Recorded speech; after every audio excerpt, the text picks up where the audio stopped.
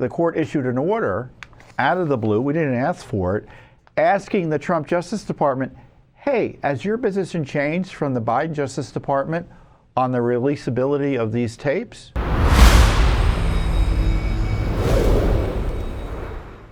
Well, guess what?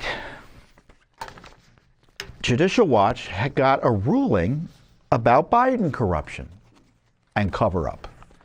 You may recall that Judicial Watch had demanded information on the material, specifically the recordations of President Biden's interview with Special Counsel Hur. And here's the video I made describing it when we first got into the fight.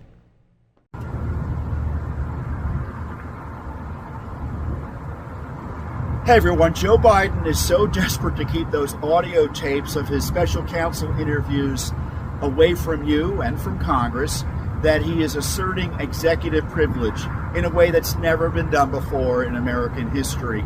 And of course, it's also designed to protect Attorney General Garland, who seems so intent on hiding these audio tapes that he's willing to go into contempt of Congress, joining Barack Obama's Attorney General Eric Holder as the only Attorney General who's found in contempt of Congress.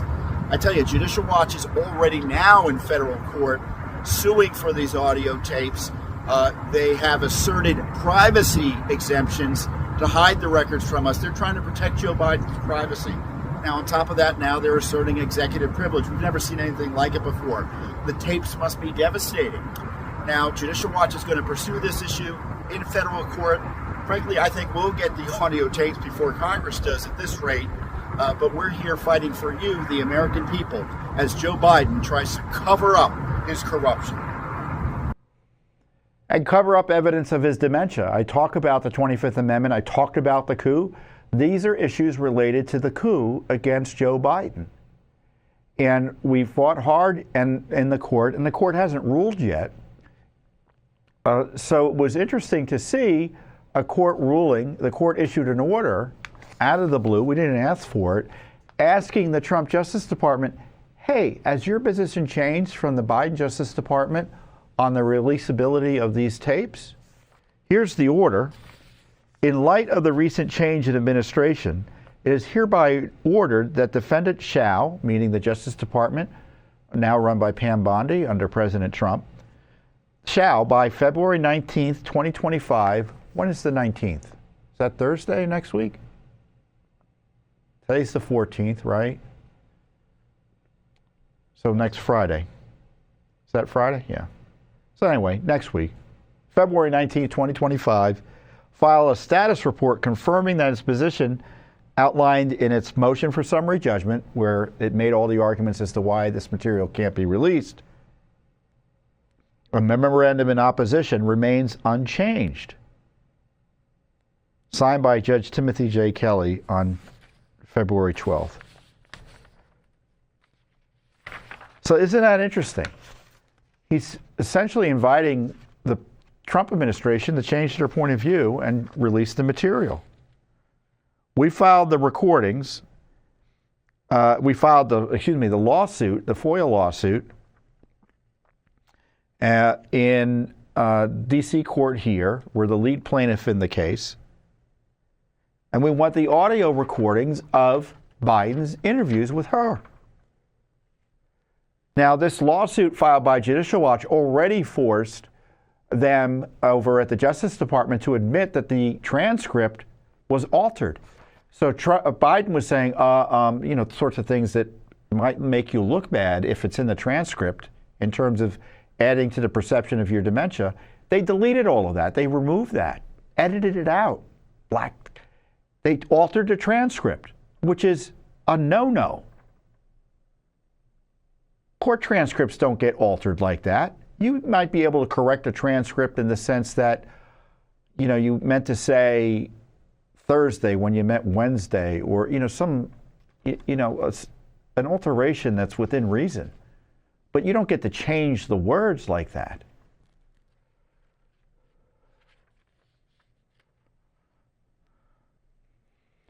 The former Biden agency, in this case the Justice Department, demanded that a law enforcement executive privilege exemption be rewritten to help Joe Biden, wants to change FOIA law to protect, after 50 years of his being a politician, President Joe Biden's privacy in his voice. We already have the transcript. Why can't we have the voice? And sought to potentially end FOIA with a new argument. Oh, I forgot about this. That AI could be used to alter the tape, so therefore we can't have them. Because you can use Biden's voice to create AI fakes. Well, that's true already. And it was true even, quote, before AI. It's incredible. That would end FOIA, because AI can be used to alter anything, including documents. Now, why are the tapes important?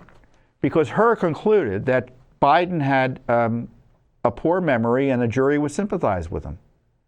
And the media was angry at him for doing this. This was before Biden was exposed as having essentially cognitive disabilities at the debate. But politically, they didn't want that coming out at the time. And so the White House pushed back on it, and the media hounded her for making that conclusion. And of course, it was used as an excuse by her not to prosecute him. And Garland agreed, which seemed odd, because if Garland agreed with her, then why would he allow Biden to remain in office? Why wouldn't he move to remove him? And if he didn't think he was demented enough to leave office, then he should have been prosecuted. And the tapes are going to help us understand that better. So that's why they're hiding them. They've been hiding them to cover up the scandal of the cover-up of Biden's dementia, which was the basis for the coup by Kamala, Obama, and all the rest, and Nancy.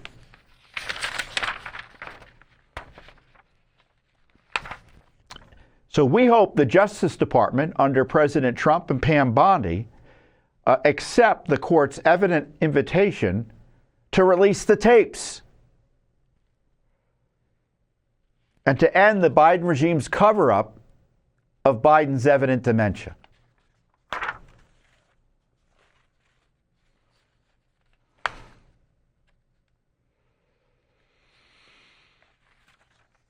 So I encourage you to read the full release here.